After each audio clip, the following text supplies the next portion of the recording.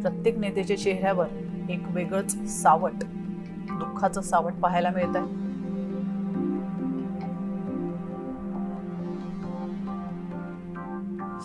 एकनाथ शिंदे, मुख्यमंत्री देवेंद्र फडणवीस आणि त्यांच्या इतरही नेत्यांसोबत अजित पवार यांचं अंतिम दर्शन घेण्यासाठी हे नेते बारामतीमध्ये उपस्थित असल्याचं आपण पाहतो.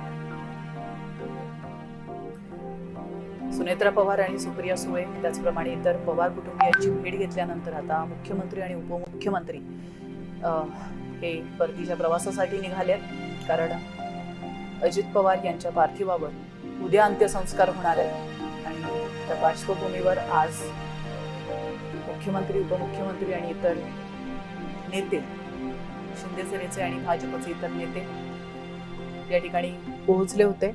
आता